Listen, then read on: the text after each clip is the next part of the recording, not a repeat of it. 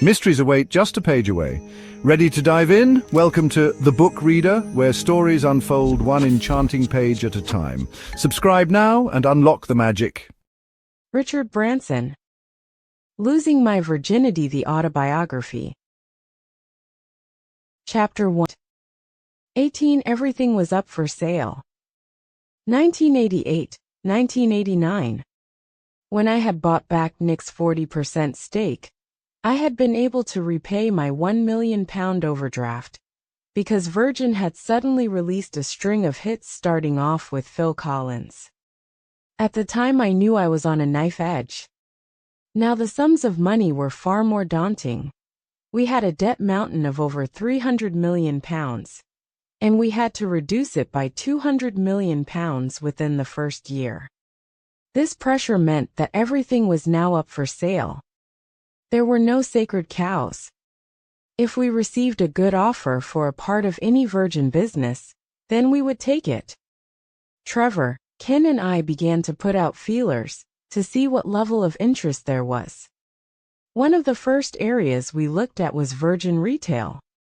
Trevor and I divided Virgin Retail into 3 separate divisions. The first comprised the rump of the record shops that we had kept back from selling to W.H. Smith, the typical high street shops, together with the Oxford Street Megastore. The second comprised Patrick Zelnick's proposed Paris Megastore on the Champs-Élysées, where Patrick Zelnick would set up a separate French subsidiary to invest in the shop. The third comprised the plans we had for Ian Duffel, the man who had designed and set up the HMV record shop on Oxford Street, and whom we had managed to persuade to join Virgin. We offered him the chance to set up Virgin Megastores anywhere in the world, and we promised to back his judgment and let him have a direct share in the megastores. Ian was one of the best record retailers in the business. He had excellent plans for the record shops, and, for the first time since we opened our earliest batch of Virgin shops, I felt that we could be back on the map. His interest lay in opening a sequence of overseas Virgin megastores. We thought about setting up in America, but the retail rents at the time were astronomical, and the competition was high. Instead, we chose to open the first one in Sydney, which was a quiet market without much competition. There we could open a megastore and experiment a little with different formulas without losing a lot of money. In the meantime, the Paris Megastore was the first overseas shop to materialize. Patrick had found a grand old bank dating from the late 19th century. It had marble floors, soaring high ceilings, and the most spectacular staircase. This grabbed my imagination. We knew that small record shops did not make enough money. They just attracted passers-by who were disappointed by the lack of depth of stock. Now that the 1970s were over and the cushions on the floor had been cleared away, the traditional Virgin shops seemed to have lost their identity and customer loyalty. We had to go for something bigger, where we could offer the best range of products in the world. Patrick's Paris Megastore was an incredible success. From its opening day, it smashed all his sales forecasts and became the most celebrated shop in Paris. Indeed, it became far more than a shop. It became a landmark and a tourist destination. After a few months, the Paris Megastore attracted as many visitors as the Louvre. Today it still generates sales per square foot over twice those of any other record store in the world. It seems that every teenage Japanese and German tourist makes a pilgrimage there and buys huge numbers of CDs. And even the cafe at the top has become a smart place for French executives to meet. I was delighted for Patrick, but I still had no idea what to do about the British record shops. We decided that it was time to bring some other people in to turn Virgin Retail around. Giving people their notice is always heart-wrenching, and I hate doing it. I hate confrontation, and I hate disappointing people. I always try to give people another chance. But it was clear that this team was out of its depth, and losing money, without any hope of turning the company round. The final straw came when, after the end of the financial year, they admitted to us that the losses of Virgin Retail would be £2 million more than they had anticipated. By leaving it so late, we were stuck. We asked some headhunters to draw up a short list of suitable candidates, but I was most intrigued when Simon Burke applied for the job of chief executive. Simon had joined Virgin a couple of years previously as the development manager. His job was to sift through all the business proposals we receive and see whether we want to follow any of them up. One of the things that I am always trying to do with Virgin is make people reinvent themselves. I firmly believe that anything is possible, and, despite Simon's having no obvious qualifications to turn a large chain of unsuccessful record shops into a chain of successful ones, I was certain that if anyone could do it, he could. And sure enough, as soon as Simon started work at Virgin Retail in August 1988, things began to change as he started to weed out everything we didn't need, or that was losing money. His strategy began to pay off, and by June 1989 Virgin Retail had produced its first ever profit. In his first presentation to the Virgin board, he showed us some slides and asked for £10 million to invest in new shops. He pointed out that retail was falling apart, and he showed us some pictures of the shops in which tiles were hanging off the roof and the wiring was coming apart. He suggested that, if any airline customers saw this, they would worry about the state of the aircraft.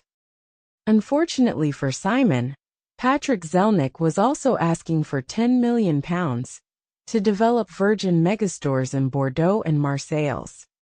Flushed with the recent success of the Paris Megastore, I felt more inclined to divert the funding to France than the UK. It must have been galling for Simon. In the meantime, the Sydney Megastore was ready to open, and Ian and Mike were looking at Japan. In order to create the investment in the UK shops and help pay off the general debt, we set up another joint venture. Ideally, we would have liked a financial investor to take a 30% stake, but, with the high interest rates and the feeling that high street retailing was heading for recession, we had no takers. We began talks with Kingfisher, the owner of Woolworths. As these talks dragged on, W.H. Smith got wind of them and called me to see whether they could make an offer. And so, just as Simon Burke was getting on with the job of sorting out Virgin Retail for Virgin, he suddenly found himself with a new boss, a two-headed creature comprising both Virgin and W.H. Smith. W.H. Smith bought a 50% stake in our 10 UK megastores, which, unlike the earlier shops we had sold to W.H. Smith, continued to trade under the Virgin name. Their sale raised £12 million, which we immediately used to pay off borrowings in Virgin Atlantic. It was another case of some frantic juggling to keep one step ahead of the bankers. While the UK retail arm spun off into a joint venture with W.H. Smith, and the European retail side started to expand from Paris into Bordeaux, Marseilles, and then Germany, several different Virgin companies turned their attention towards Japan. While many British companies complain about how difficult it is to do business in Japan, Virgin has always enjoyed an excellent rapport with the Japanese. I put it down to the success of my first ever trip to Tokyo. I had gone there as a 20-year-old, before I was married to Kristen, and rather ambitiously arranged a number of meetings with people in the entertainment and media world to see whether we could set up some kind of joint venture distributing records. I think it was before we started Virgin Music, so I didn't even have Mike Oldfield to sell them. I was young, impoverished, and had very little to offer. I went along to a number of meetings where immaculate geisha girls served tea, and I sat in my jeans and sweater, and enthused about business to kind and patient groups of Japanese businessmen.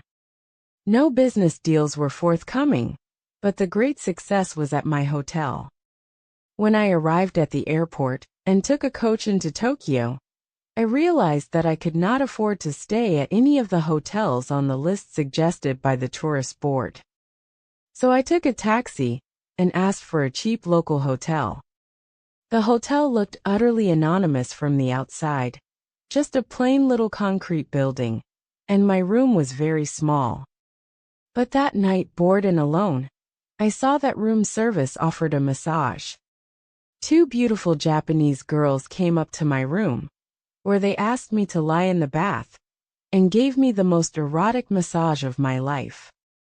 We all ended up in my bathtub. When I breathlessly called up for a massage the next night to repeat the experience, I was confronted by two huge women in severe aprons who explained that the other two girls were having a night off. They proceeded to karate chop and pummel me to within an inch of my life.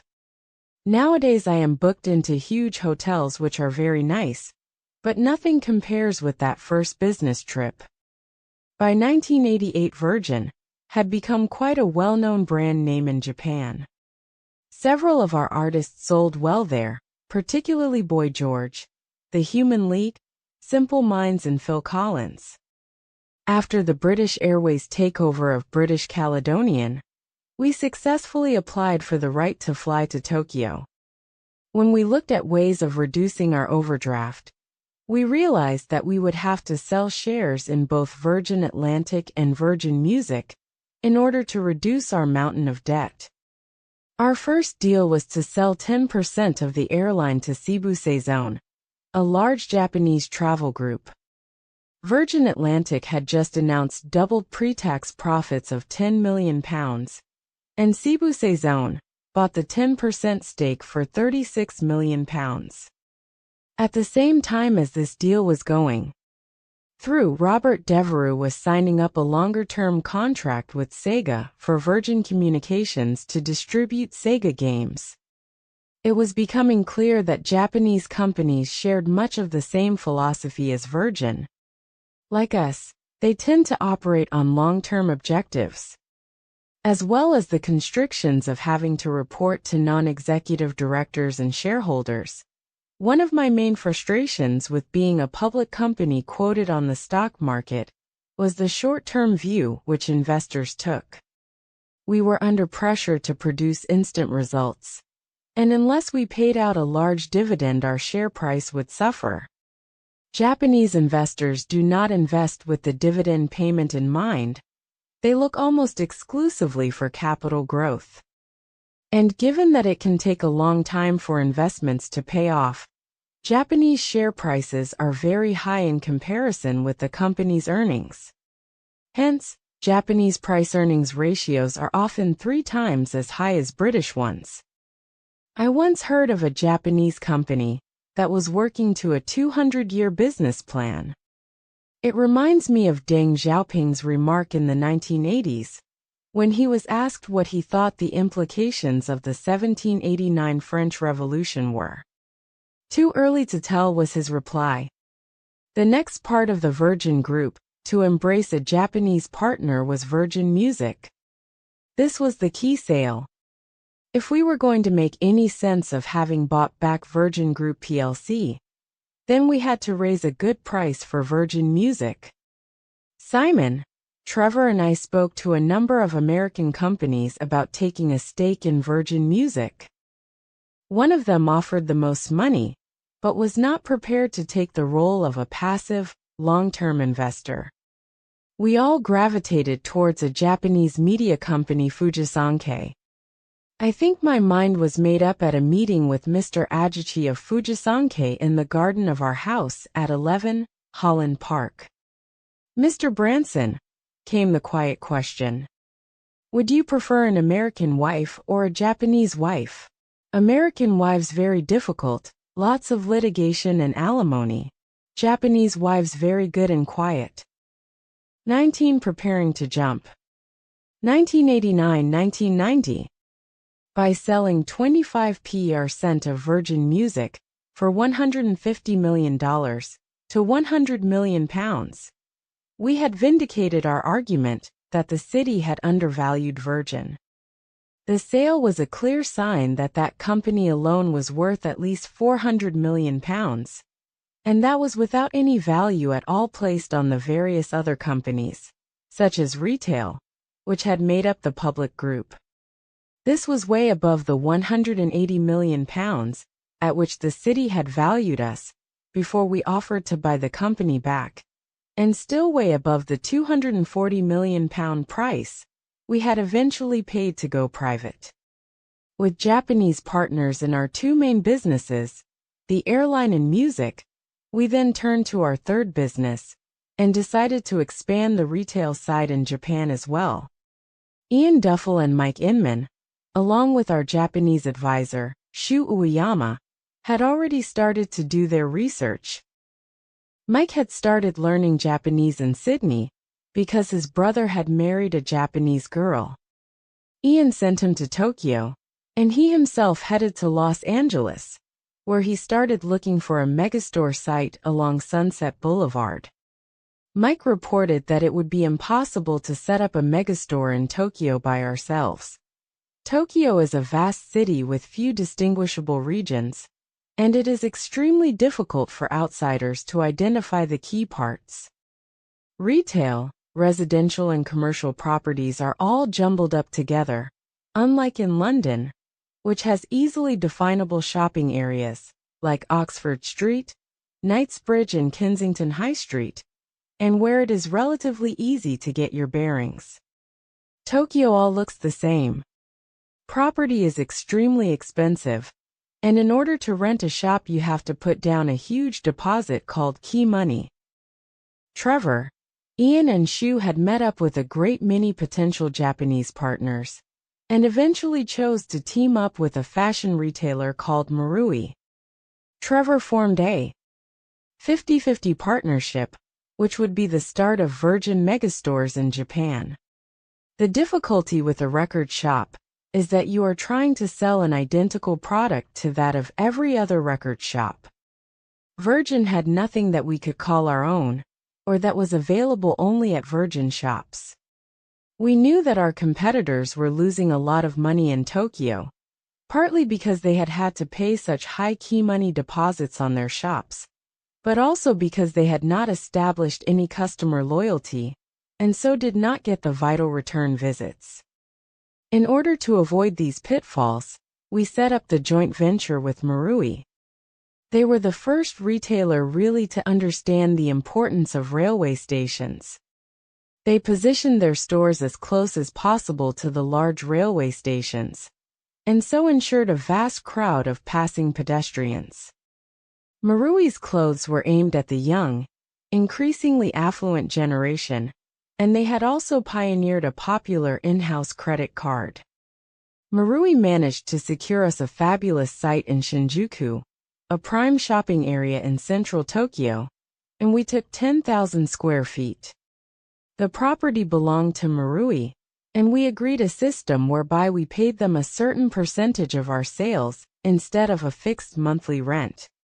In this way we avoided paying the ruinous key money deposit, and although 10,000 square feet was small by European standards, it was still larger than any other record shop in Tokyo. It was the flagship store I wanted. In order to be different from our competitors, and to attract customers, we installed listening facilities and hired a DJ. The DJ was not only an entertainer. By playing great songs he soon covered his costs by triggering sales. The Tokyo Virgin Megastore soon acquired the same kind of cult status as the early shops in Oxford Street and Notting Hill. Teenagers from across the city flocked there, and it became the place to go. Tokyo is an expensive city, and so teenagers enjoyed being able to spend a cheap afternoon listening to music, chatting, and buying records. The average time spent in our Tokyo megastores was 40 minutes, considerably longer than people spend having a meal in McDonald's. It was almost an extension of our original 1970s retail philosophy. With 10,000 customers a day, The store was even more successful than we had expected. With Ian in Los Angeles, Mike was by himself. In due course, he followed in his brother's footsteps by falling in love with a Japanese girl. They got married on Necker Island.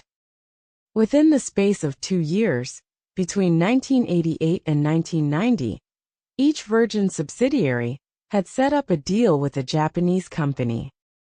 With Seiga, Marui, Shibuseizone and Fujisankei, we were uniquely placed to begin expanding in Japan. I was also about to become involved in an altogether different venture in Japan. Per and I were planning to take off from Japan and fly across the Pacific to America in our second hot air balloon adventure. Per told me his worst fear when it was too late. We were on the plane on our way to Japan when he confessed that he had been unable to test the capsule in a pressure chamber. He was not 100% sure that it would survive at 40,000 feet. If a window blew out at that height, we would have between 7 and 8 seconds to put on our oxygen masks.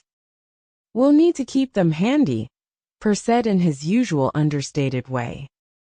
And of course, if the other person is asleep, then it'll be necessary to put the mask on and get it going in 3 seconds, and then put on the other person's in 3 seconds, allowing 2 seconds for a fumble. I didn't fancy a fumble with Per, even for 2 seconds, and I vowed that I wouldn't go to sleep during the flight. Will we have any advance warning about it? I asked. If the capsule decompresses, you'll notice that it suddenly becomes misty. The capsule will appear to fill with fog. You will hear a screaming in your ears, and you will experience the sensation of your lungs being sucked out of your chest and through your mouth. When a journalist asked me about the dangers of the flight, I recounted Per's words. You see, it's essential that one of us stays awake during the flight, I told the journalist. So, rather than using the comfortable Virgin seats, which we used to cross the Atlantic, we've asked British Airways for 2 of theirs. We were attempting the flight in November, when the jet stream across the Pacific is at its strongest. However, it is also the time of year when the ocean is extremely stormy. We would take off from Japan and almost immediately be above the sea. We would then have to more than double our Atlantic distance record of 3,000 miles in order to reach America. Per's team had taken the balloon and capsule to the launch site in Mayakinojo, a small town in the south of Japan, which they had calculated lay directly below the jet stream. On my first night there, I was called by Tom Barrow, who had fallen out with Per since the Atlantic crossing. We had replaced Tom with Mike Kendrick, but Tom had been following Per's progress and was extremely worried. You're going to end up in the water, he told me. Your first priority is to be prepared for a safe, survivable ditch in the sea. If against all odds, you reach the mainland, you'll have a 60% chance that it'll be dark. In November it's dark for 15 hours of the day in North America, particularly the further north you go. You can't land in the dark, so you may well have to fly for another 15 hours. Even at 30 miles an hour, this'll take you 1,000 miles inland, and you could well be in trouble then.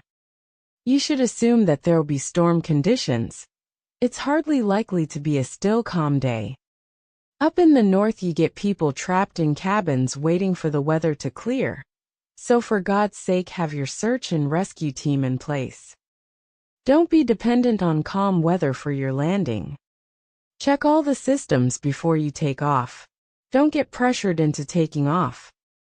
Even if everything's well built and works, the flight is still terribly dangerous. I thanked Tom for his advice.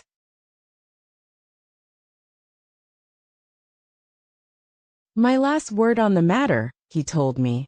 The Atlantic crossing was a successful flight that was out of control. We all know that. It was fully out of control at the end, but both of you survived. You both taught yourselves to fly that balloon as you went along. In the Atlantic, you can ditch near a boat. In the Pacific, you're dead. So you'll either ditch in the sea and die, or you'll hit land in the dark, and that'll be a close call. I put down the telephone. I was sweating. I had hardly finished scribbling down what he'd told me when it rang again. It was Joan. It was Holly's 8th birthday. She came on the line. "I'm keeping a diary, Dad," she told me. "We can swap diaries when you come home." "Yes, darling," I said, swallowing hard. When I mentioned to Per the improbability of surviving, if we ditched in the sea, he agreed. "We don't need to bother with health insurance," he said casually. "It's only worthwhile taking out life insurance." As Per's team assembled the electrical systems in the capsule, Per and I sat down together and went through the flight operations.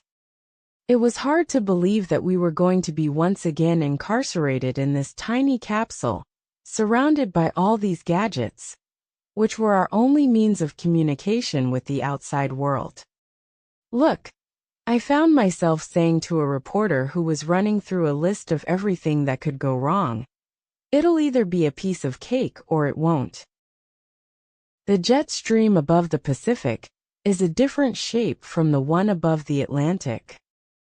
The Atlantic one is a V-shaped polar jet stream, like an upside-down Toblerone. As you rise, the jet stream becomes wider, and the wind becomes faster, so you gradually increase your ground speed. At 10,000 feet, the air current might be 50 knots. Then at 27,000 feet, it will be 100 knots, and so on. A balloon can ease into it without being buffeted. The Pacific jet stream is a different beast altogether. It is a subtropical jet shaped like a single-bore cable. At 20,000 feet, the air current could be completely still. At 25,000 feet, it could be the same. Then suddenly at 27,000 feet, you hit the jet stream, which is moving at between 100 and 200 knots. Nobody had ever flown a balloon in the Pacific jet stream before, and we knew there was a danger that when the top of our balloon hit the current, it could be sheared off from the capsule suspended below. If that didn't happen, we knew it would be a pretty rough buffeting.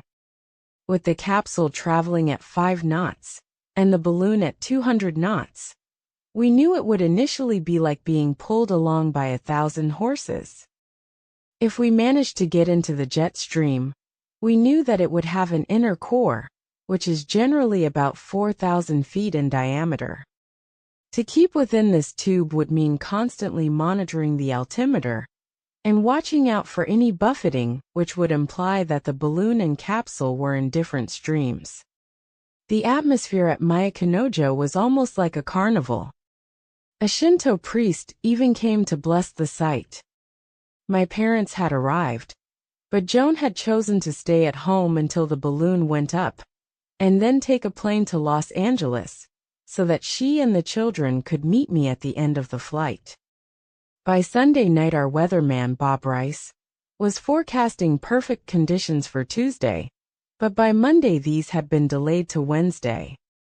Per and I spent another day in the capsule going over and over everything that could go wrong. "Keep the fire burning. That's all that matters," I wrote across a page in my notebook after one 3-hour session on all the possible outcomes of our flight. The delay gave me the chance to revisit the banks of dials, gauges and switches built into the capsule walls. It also gave me time to make sure that I remembered the difference between the switches that released the empty fuel tanks and the ones that separated the balloon from the capsule. "It's code yellow," Bob Rice announced.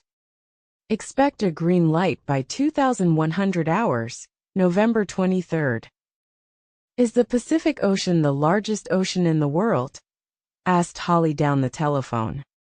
"How many miles is it? And how long would it take you to fly all round the world?" It was time for a sleep.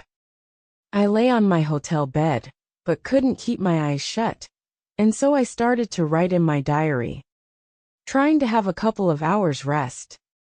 Failing miserably. Just looked out of the window to see the end of a beautiful day. The smoke from the volcano looks like thin cloud in the sky. Cars with loudspeakers going through the streets, announcing the time of our departure. Civic fireworks planned for 2:30 a.m. for anybody from the town not already awake. Imagine an English city council doing that. Still not feeling nervous, elated, excited, but not really nervous. Everything seems to have gone so well. Bob feels the crossing and landing conditions are nearly as good as we can expect. Still have some nervousness about the inflation. In 2 hours must go back to site for a live interview for News at 1. When I went back to the site I sensed trouble. The balloon's envelope was still laid out on the ground. Inflation had not started. The operation room was full of PERS team being debriefed. Too windy too. Risky, too much downwind. They decided to leave the envelope laid out on the ground and hope that the wind fell away by the next night. With the 70-ton balloon stationary, a gust of wind could rip the fabric. I went back outside and asked for our translator. Somebody gave me a microphone, and I apologized to the huge crowd huddled on the hillside above the launch site. We promised to try tomorrow. The next day was long and listless. The jet stream seemed to be behaving peculiarly, and Bob Rice was struggling to work out whether we would land in California or Yukon. Oh, fuck the weather, Bob, America's most renowned and sophisticated meteorologist, finally said. Just go. I went back to the hotel for a final sleep, and once again I ended up staring out of the window at the volcano. I heard the drummers starting in town. Then a fax was pushed under my door. In spidery slanting letters, Holly had written, I hope you don't land in the water and have a bad landing. I hope you have a good landing and land on dry land and miss. Salavizan said to have a good landing too. I hope you have a nice trip. Love from Holly. P.S. Good luck and I love you too. I took a sleeping pill and fell onto my bed. A few hours later Per woke me up, and we drove to the site. A crowd of around 5,000 people had come out to watch in the freezing cold. There were families, old ladies, young babies. I heard cheers as the balloon rose from the ground and swung up above the capsule. The burners were roaring now to heat up the air. The wind was still, but we needed to take off as soon as possible in case any gusts caught us on the ground. Hundreds of coal braziers had been brought out onto the slope. Their smoke rose straight up into the starry night air, clear proof of how absolutely still it was. I was standing with my parents admiring the magnificence of the balloon when a strip of the fabric suddenly peeled off the envelope and hung down. What's that? Dad asked me. I ran to find Per. What's happening? Nothing to worry about, Per said. Just a little heat loss. The balloon's big enough to cope. I took Per back into the operation room, and Dad grabbed his arm. What's that flapping off halfway up the envelope? He said. It's air coming up the side of the balloon, Per said. Dad didn't look convinced. Per and I walked out and stood underneath the balloon. It effectively had a hole where the lamination had peeled off. We went back to the control room, and I found Dad. Dad, don't tell Mum, I said, but we've got a hole. Per still feels we'll make it to America. You can't fly in that thing, Dad said. A minute later, more strips of lamination started falling off. Richard, I'm afraid we're going to have to abort the flight, Per said. If we take off, we'll end up in the Pacific. I looked out at the crowded hillside.